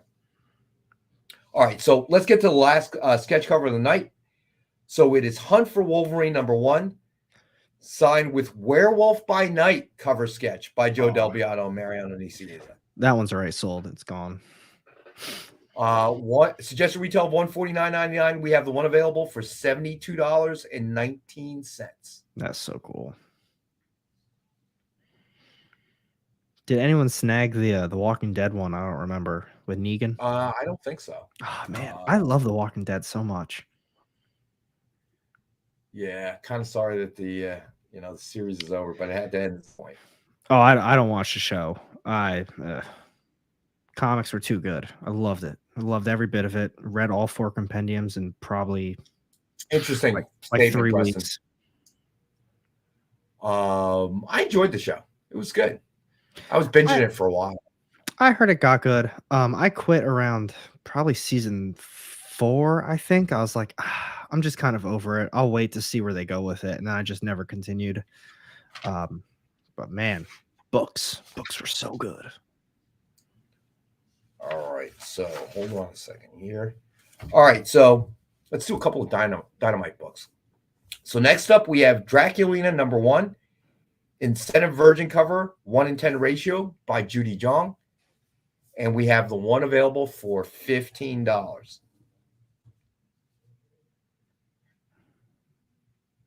Oh, you know what? We got to talk about New Comic Book Day. I'm curious to see what you thought of New Comic Book Day today. It was a good one, too. Really was. All right. So Ed Weird says he loved the books. The series didn't really do them justice. And when they killed off Carl, that was just the stupidest move ever. They killed him off. They killed him off in the show. Yeah. That's insane. What? That's insane to me. Carl became such a vital character to everything in the book. All right, Preston, I got you, buddy. All right. So yeah, I don't know what's happening at DC, but it just seems like this merger has not made things better. I'll reserve judgment. We'll see what happens, but I just feel like it hasn't made things better. It's probably just a new set of characters and the same old dysfunction, and that really becomes a problem. How long can Gunn last under this environment? And I think he was the right guy. They chose the right guy. I am completely impressed with his ability to, take something like, okay, you want to talk about Iron Man? How about Guardians of the Galaxy and what he did with that? That is very impressive. I will say, there are people out there who do not like James Gunn. They don't like his work. They don't like the direction. They don't like what he does for movies. I'm not one of those people. I think he did a great job with Guardians. I haven't seen anything outside of that though, so I can't say he's fantastic. I like Guardians. But I've seen some stuff in forums where they're like, oh man, they're really giving him the reins of everything. Well, we'll see how it turns out. I guess from my perspective, well, I'm a James Gunn fan, obviously. Probably the only good thing that came out of Suicide Squad Part 2 was Peacemaker, which then he took and ran with. Okay, and I thought he did phenomenal. That too. Yeah, Peacemaker he did. I didn't know that. And I thought it was phenomenal. And he has this ability to kind of take that lower tier. Yeah, exactly. Thank you, Edward. That lower tier title and bring it up to the forefront with his unique ability. And at this point, you might be a fan of James Gunn, you might not be a fan of James Gunn, but what it boils down to is well, he's not right for the role. At this point, just put somebody in the role. Nobody's been in that role, and that's why you have all this, it's chaos. Yeah, his track record is pretty good in comparison to a lot of other people, so. Well, I mean, at this point, anybody, just somebody, okay? Put somebody in that position, because right now the DC universe looks like a teenager's room. It's just a mass of clutter everywhere. There's no real direction. So whether you like James Gunn or not, I personally do, but whether you like him or not, at least there's somebody now, rowing the boat, getting the direction of the ship going in one place, as opposed to going in circles, which it just feels like years and years of DC. It's just like, we're not going to do that. Okay, we're listening to the fans. You didn't like the original Justice League. We're going to put out the Zack Snyder version of it. Okay. Oh, you didn't like Suicide Squad. We'll do it again. It's just like, what? Now what Marvel should have done is they should have approached him to do Eternals. Take another group of people that nobody seems to care about at all. Imagine if they made the Eternals like slightly Guardians of the Galaxy-esque, you know what I mean? It might have worked. A little bit of comedy, a little bit of just like cool action, but instead they just went with this like beautiful cinematic experience. And I saw the movie in theaters. I probably couldn't tell you I don't even know how many Eternals there are. There's too many of them. I don't even know their names. I don't even remember what that movie was about. Besides, like, they're just all getting back together. It was a mess to me. Hey, Brandon, thanks for joining us. Brandon Metro. You said Edward still hasn't made it all the way through the Eternals. I managed to make it all the way through. I did manage to make it all the way through. And was the best. I have not even attempted to watch Morbius yet. I feel like I just kind of want to sit down and watch it one night just to see how truly bad it was. But there's always something, seems like there's something else better on TV that I could be watching. Now, what I will say about Morbius, I think the acting was good. I think the script was atrocious. And I think the action and the CGI was fantastic. It's as bad as everyone says, but I think it's strictly based on the script.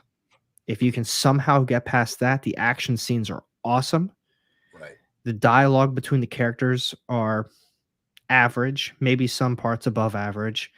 Some scenes don't make sense, but like I said, strictly based on script, I think it's a horrible movie. But man, they did a fantastic job with the action scenes.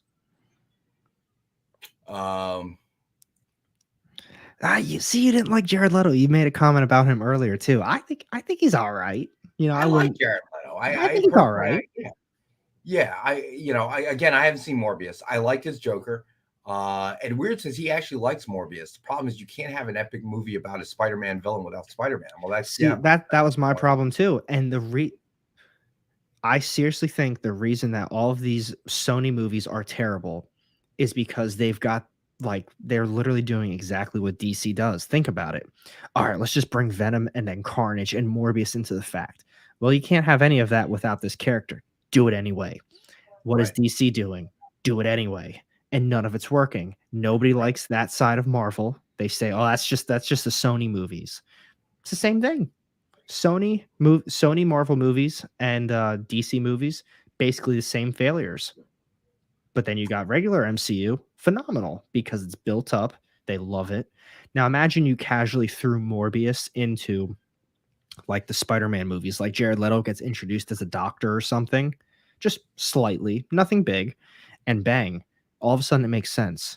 But to just have him out of nowhere with some made up story that doesn't mean anything, nobody cares about that. The Eternals. I think it was Easy Go Lucky said Eternals and Morbius were really bad. Eternals. I think Chloe Zhao was just a wrong choice of director. This is not her wheelhouse. Okay, Absolutely not. not her wheelhouse. And again, I think she's an excellent director. It's just there was too much going on. The focus was on the wrong characters. I really feel like I think the Angelina Jolie character and the other guy, that was an interesting thing they never explored. And they kept focusing on those two characters. I forget their names even. And it just didn't work for me. It just, and there were moments though that were pretty funny. Okay. And there were moments that were entertaining, but cohesively, it just wasn't a good movie. I don't know. No, and I agree. I actually think she did an incredible job creating the movie, but it wasn't for her. If it was I a would agree. different type of movie, if it was a different movie that wasn't MCU related, that was kind of the same everything, I think she would have had honestly a pretty successful movie. But because it was MCU, there's expectations. They have to include action. They have to do certain things. It was just too cinematically good. Like they were going for that Right. direction. Like this is a horrible comparison, but like an Avatar type movie, you know what I mean? Where they Right. want these beautiful scenes. They want this to happen. Yes. That was Yes. what she could have done very well, something along those lines. But like an Avengers, no. But yeah, it didn't work here. It just didn't. It's I don't know. It was. It just doesn't. It just doesn't work out. It was kind of painful to watch. I mean, the scenes were beautiful, obviously, as you said. You have Angelina Jolie. You have this like the super blockbuster cast, and it just didn't work. I don't know if it was a script, whatever the case may be, but it was clearly something that an experiment that didn't work. All right, let me get to a few more books. You know what? We got to go to our next break. So we'll go to our next break. When we come back, I'll get to some more books. We'll finish it out, and then we'll go do a Rex Cap again. Did you know that every experience show, including some exclusive content, streams on Twitch? Check it out, twitch.tv/the_EXP. Or just scan that QR code.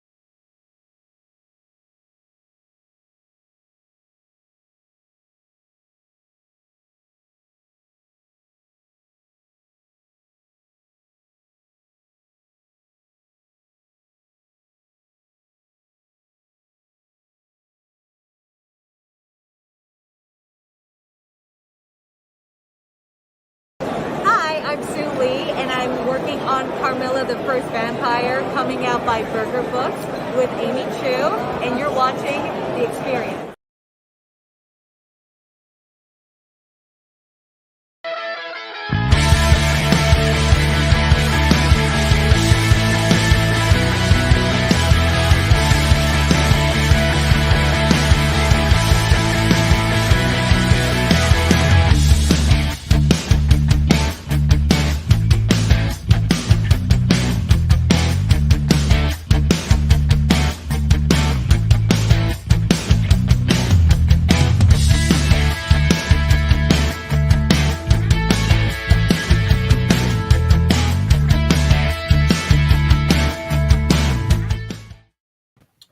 All right, and we're back. All right, so JD's on it there, where Rupenstein.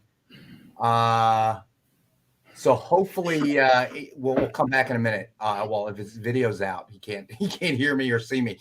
Lars man. All right, so the final mystery mega kit of the night includes a sign book, a cover sketch, and a and a exclusive variant cover. $172.97 suggested retail, and we have this one for $62.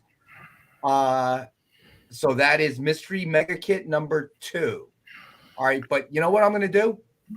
Just for you, Lars, man. You still there, buddy? All right, you're going to claim pack 2? All right, cool. Lars, man. All right, so let's reveal Mystery Mega Pack number 2. All right, good. You're back, Edward. All right, there you go, Lars man. New Avengers number 1, signed with cover sketch of Iron Man by Chris Caniano. The original Marvel Zombies number 1, signed in silver by Greg Land, and Infinity number 1, Midtown Comics exclusive variant cover. All right, congratulations, Lars man.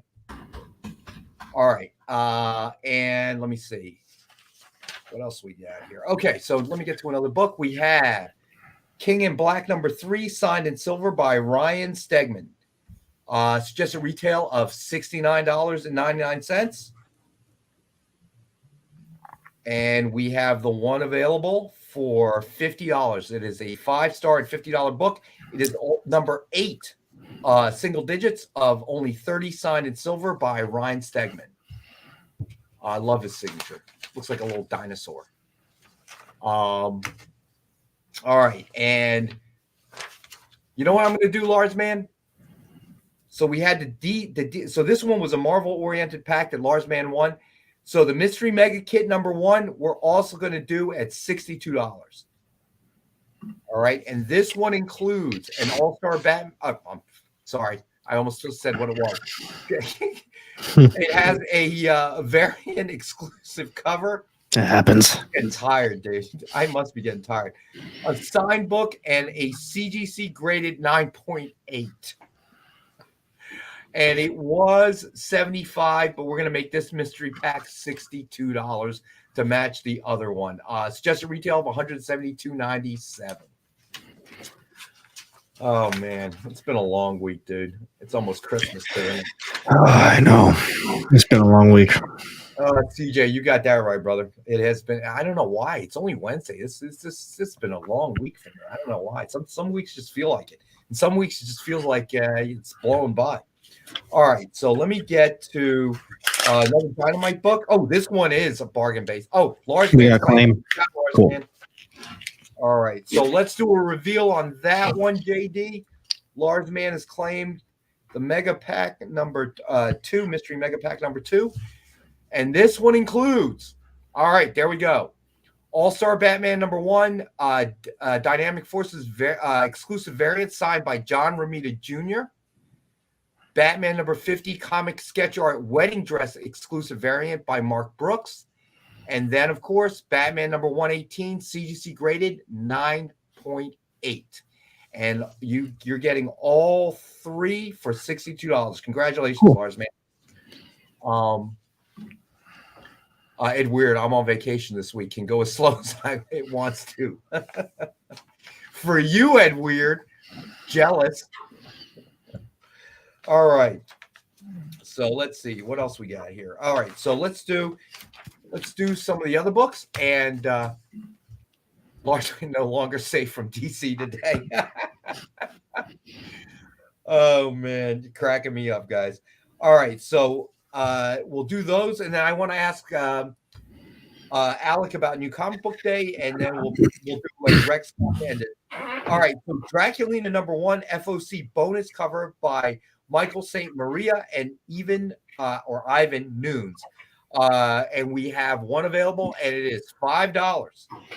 That's probably the lowest I've ever seen us sell a variant cover or an FOC bonus.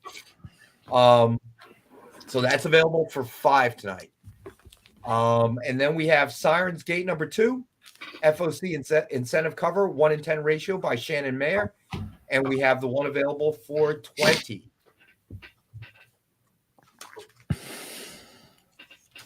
All right. So Lars Man is claiming the Draculino 1 FOC. You got it, Lars Man. It is yours, my friend. All right. All right. And that was the one for $5. All right. And the last book of the night, we have Vampirella Strikes, #7. Modern Icon incentive cover, 1-in-10 ratio by Rudy Nebres. And we have this one available for $15. All right. So, what'd you see today, Alec?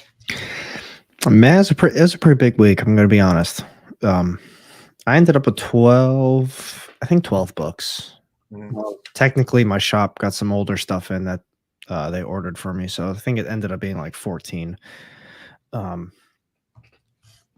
But overall, we had quite a few new books. I mean, there was the Batman Spawn. If you are a Ice Cream Man fan, Art Brute, it's literally the same people that do it for Ice Cream Man. Don't expect Ice Cream Man, but still very unique. All right, I'm going to tell you, I didn't give it the book of the week, but Nightclub is $1.99 from Image. Whoa. And it was fantastic. Absolutely fantastic. You can't beat $1.99. But some of the ones I really want to hit on, I'm just going to move these out of the way that I got. Like Ice Cream Man, obviously, super quick. I'm good on those. Oh, this one, I have to talk about this. I'm a big fan of Planet Hulk and World War Hulk. I think this series is terrible. I do. I was a little bit nicer in my video about it. But to go from those two to this, it's right. Also written by Greg Pak as well, and that's kind of a letdown to me. But there's 2 issues deep. There's really nothing going on. There's not really much action. The story, I will admit, they are developing the story quite well, but it's not interesting to me. So maybe it's just me. But the 2 books, maybe 3, 2.5. I gotta mention Deadpool 2. I gotta mention this issue. Alyssa Wong is doing a great job capturing Deadpool's personality. She really is.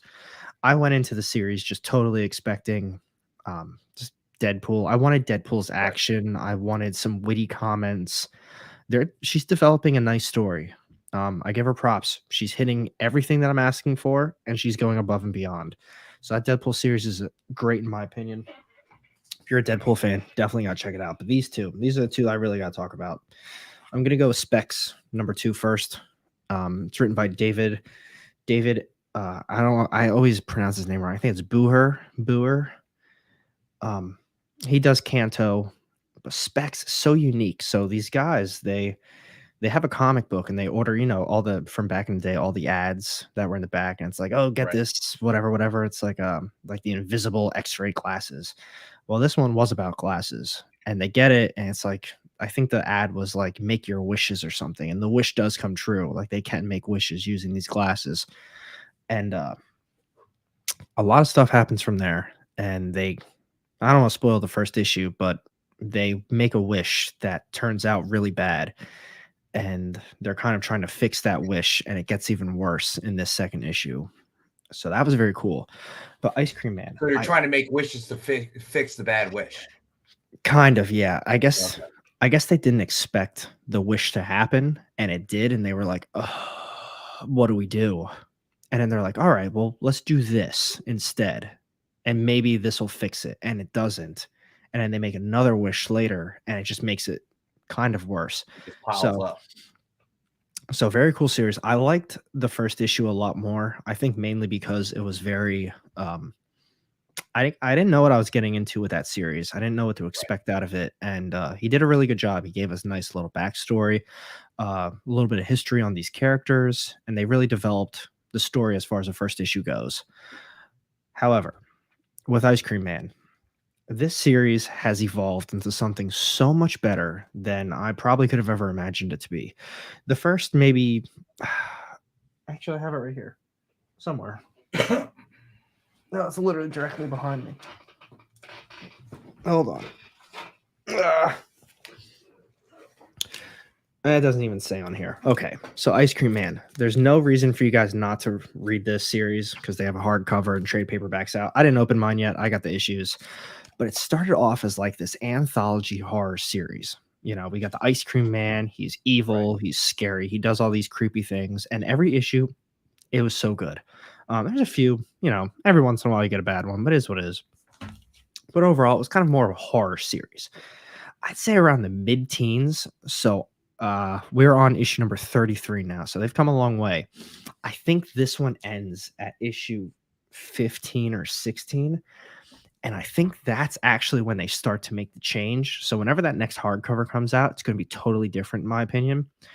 So they just like, they went from like this horror anthology, like, oh, the Ice Cream Man, he does this, like, and then it's the end, to just here's the moral of the story type of an issue. And they made it so like it's like horror, but it's also about morals at the same time. And it's so incredible.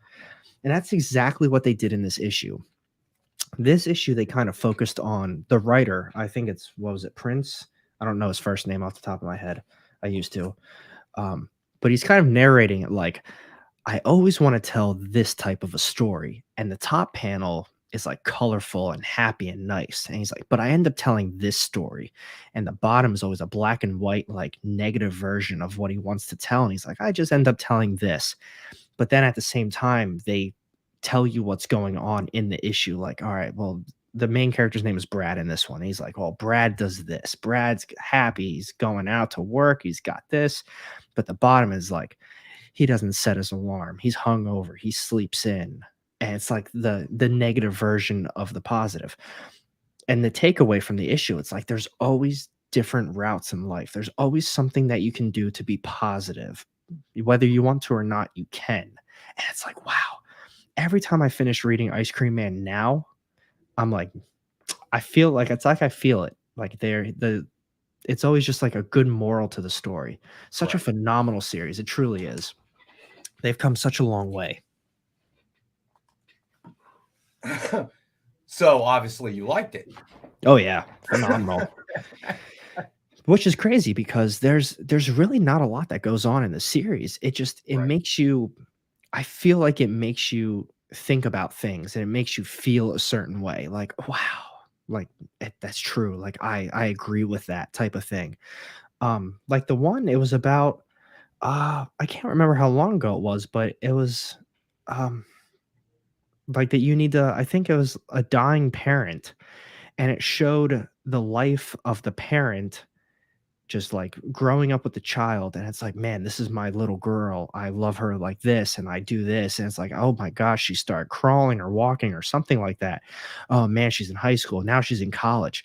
The second half of the issue was the opposite perspective of the daughter. Because the middle of the issue was they're sitting across from each other at the restaurant. And the first half was, man, this is my daughter. This is her, blah, blah, blah, blah, blah. And then all of a sudden it's like, man, like my dad, he's getting a little bit older. He can't do this like he used to. It's this and it's that. And the issue ended with him actually dying in a hospital bed. And it was like, wow. Yeah, just like that. Wow. That's like the type of series that's the type of like horror anthology the series has become. It's that good. I'm a big fan. It does sound kind of Twilight Zone-y, if you will. A little bit. Stevie B, yes, I did get both your offers, buddy. All right, so you know what? We might as well do the Rex cap again.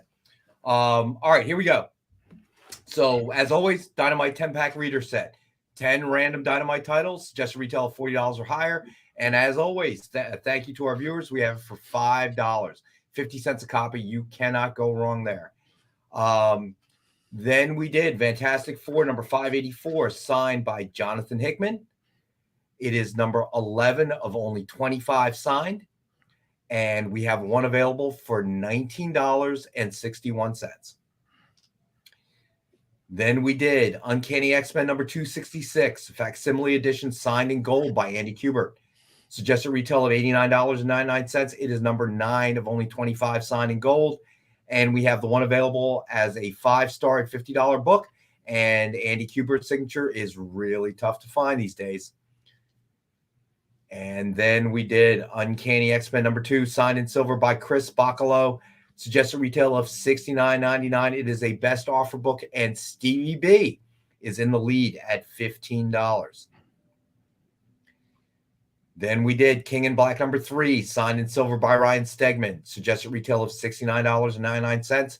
We have one available, number 8 of only 30 signed in silver, and it is one of our 5-star at $50 books. All right, then we did Uncanny X-Men number 501, signed by Greg Land and Matt Fraction. It is number 24 of only 37 signed, and Fraction's signature is smudged.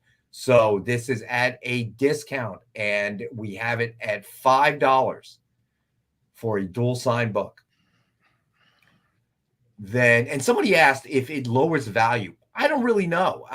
Sports items, smudging can affect the value, but doesn't affect the value to a point where it's going to be less than something that's a pristine signature, but not, but it still has value, obviously. So I would say probably the same with comics. Yeah. All right. So next up is another damaged book, Civil War number 2, signed by Steve McNiven. It is number 53 of 150 signed, and it is a slight smudge in the signature on top. All right, Barely. Preston is claiming 501. You got it, Preston.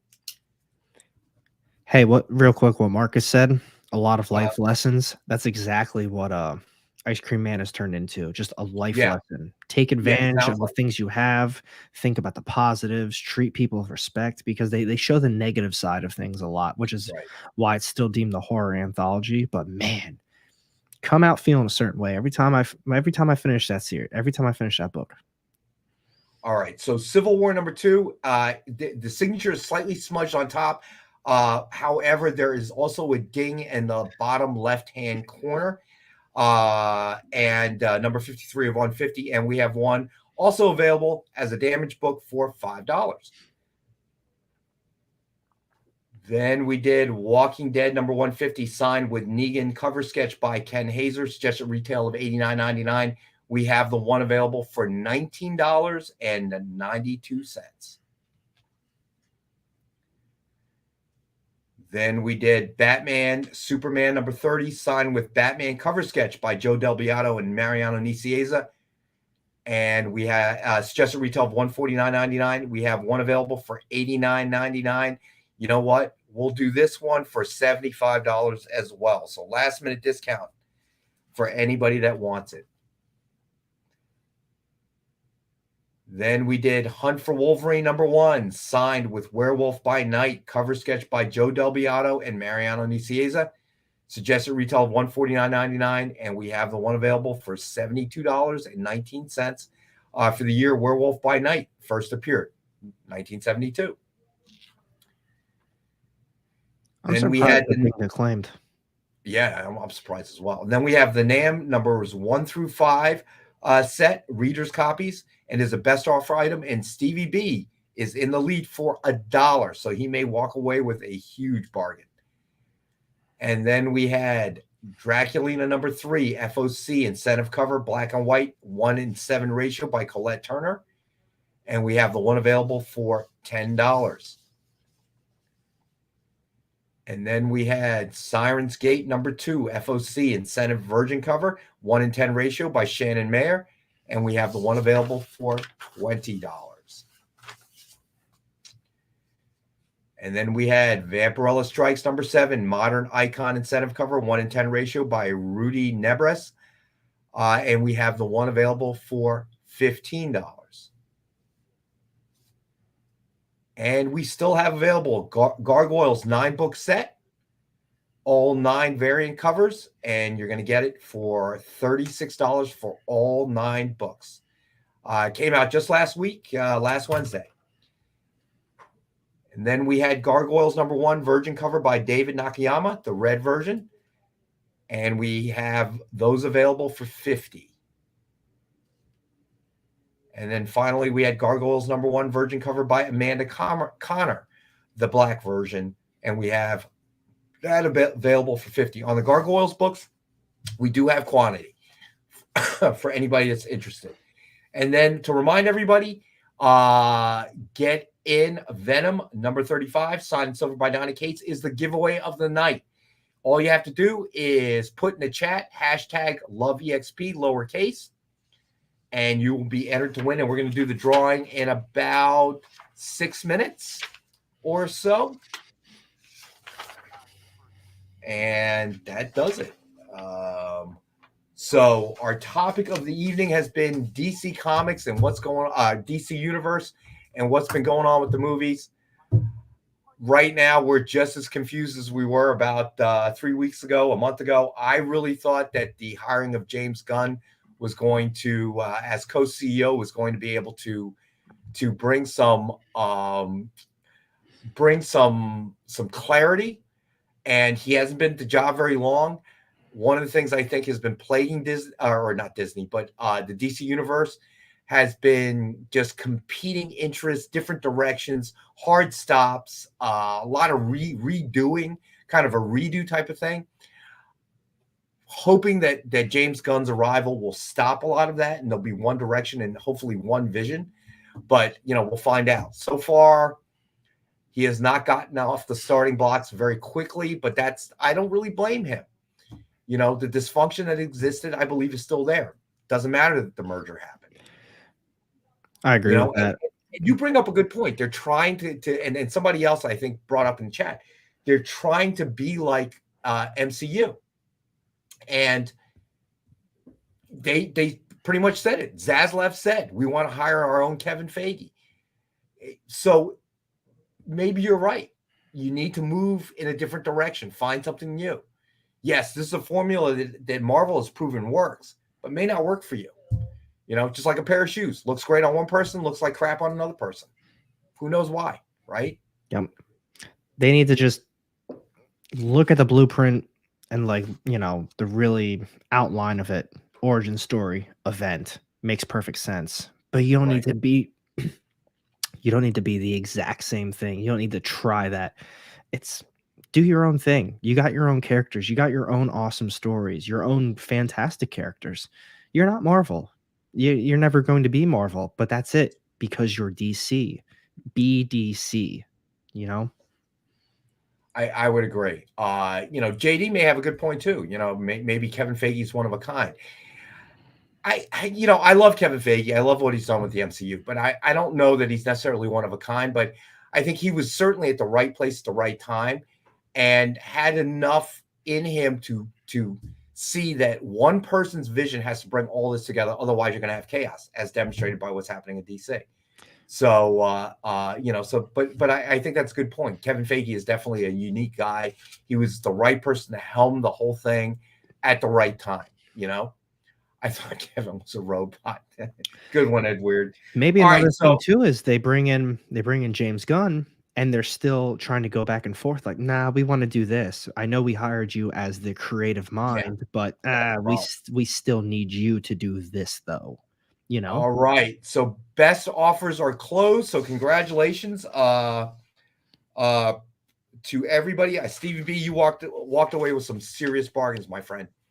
All right. So everybody, last chance, get #LoveEXP lowercase in there. And I think we're gonna wait until 7:56, and then JD, let's spin that wheel. Stevie B, I guess I'm immune here. People at the beach. Oh, you guys are killing me. You guys are killing me. All right, so let's see. We'll wait until 7:56. I don't know. I'm hoping things turn around. I'm hoping James Gunn takes it, takes control, with both hands, and I don't care if you're a James Gunn fan or not. All right, at the end of the day, having one person guiding the ship is going to be a lot better than what's been happening. Thank you, to be done. Thank you for saying that, buddy. I appreciate it. Man. Yeah, I'm hoping. But all right, go ahead, spin that wheel, JD. Let's see who the winner is. All right, Kenneth Bird. Here we go. Oh my God, if it's him again, dude. They're got pitchforks and torches, folks. John Stilios. All right, buddy. Congratulations. We finally have a different winner. All right, John. Right. That's a weird way to say Kenneth Bird. What's that? That's a weird way to spell Kenneth Bird. Yeah, right. I'm fully expecting Nick's son, Kenneth Bird, to win. That's a good one, Ronald. Is John still in here, though? What's that? Is John even still in here? I'm not sure he is. Is he? Well, maybe not, but it's all right. We'll find out soon enough. Yeah. I'll put my right gear away now. And weird. You guys are cracking me up. All right. So remember, everyone, join me and Robbie on PCP, Pop Culture Philosophers, on Friday at noon. Make sure to join Nick at 7 p.m. And here he is. Just real quick, this is the cover that John Creative Keep won on Friday. $4,400. The cover that almost made me take off my shirt. And like I said, we didn't sell everything. 2013, this was $7,500. I'm sorry, Nick. We didn't sell everything. Do you have the pasties ready? I did not agree to it. Mariano said he would take the sacrifice flag. Okay, I'm gonna have to confirm that with Mariano. Okay, I did the fact, not that I don't trust you, Nick, but I'm gonna have to ask Mariano. I'll tell you this much: on this one, I wouldn't trust me. Yeah, I had no doubt. So, anyway, guys, tune in on Friday. We're also doing 6 giveaways on Friday. We're doing the 12 Days of Christmas. I put 4 fingers up. We're gonna do 6 giveaways this Friday, the 16th. And we're going to give 6 giveaways on Friday, the 23rd. How many? How many giveaways? 6. It's not this many, is it? No, that's what I'm saying. You do get the Spidey head sketch, Creative Keep. No, I am not doing that, Marcus.